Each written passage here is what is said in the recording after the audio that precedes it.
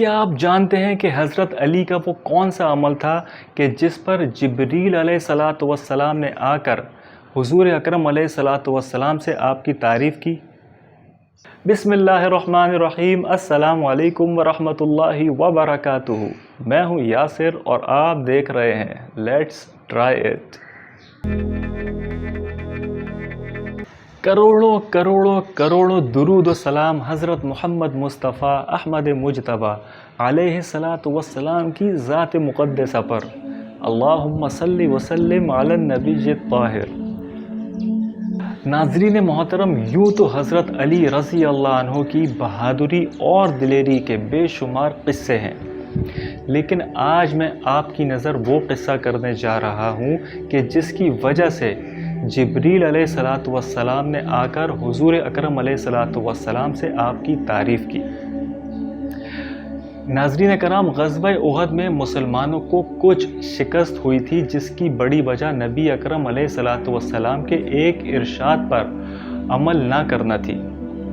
اس وقت مسلمان چاروں طرف سے کفار کے بیچ میں آ گئے تھے، جس کی وجہ سے بہت سے لوگ شہید بھی ہو گئے تھے اور بہت سے لوگ ادھر ادھر بھی ہو گئے تھے۔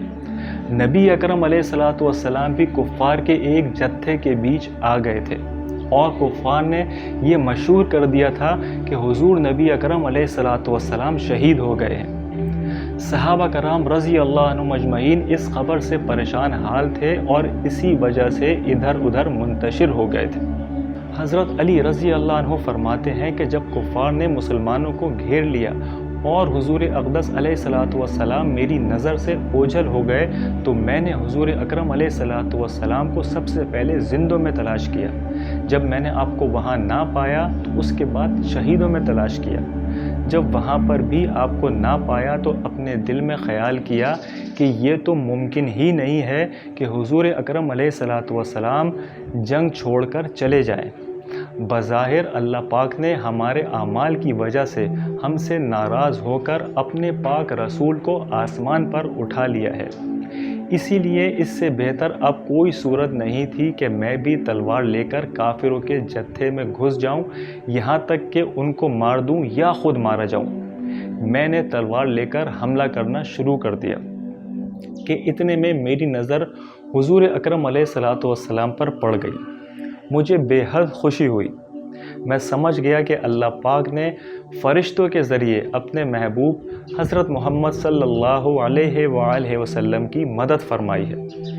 میں حضور اکرم علیہ الصلاۃ والسلام کے پاس جا کر کھڑا ہو گیا کہ اتنے میں ایک جماعت کفار کی حضور نبی اکرم علیہ الصلاۃ والسلام پر حملے کے لیے آئی۔ حضور نبی اکرم علیہ الصلاۃ والسلام نے میری طرف دیکھا اور ارشاد فرمایا، علی ان کو روک۔ بس پھر کیا تھا، علی تھے اور ان کی دو دھاری تلوار تھی۔ حضرت علی رضی اللہ عنہ فرماتے ہیں کہ میں اکیلا اس جماعت کے بیچ میں گھس گیا اور بعضوں کے منہ پھیر دیے اور بعضوں کو قتل کر ڈالا۔ اس کے بعد پھر ایک جماعت حضور نبی اکرم علیہ الصلاۃ والسلام پر حملے کی نیت سے آئی۔ حضور نبی اکرم علیہ الصلاۃ والسلام نے پھر میری طرف اشارہ کیا اور فرمایا، علی ان کو روک۔ میں پھر اس جماعت کی طرف بڑھا اور ان کا مقابلہ کیا۔ واہ علی، سلام ہو آپ کی بہادری پہ، آپ کی دلیری پہ اور آپ کی جرت پہ۔ آپ کی پیدائش سے لے کر آپ کے وصال تک آپ کمال ہی کمال ہیں۔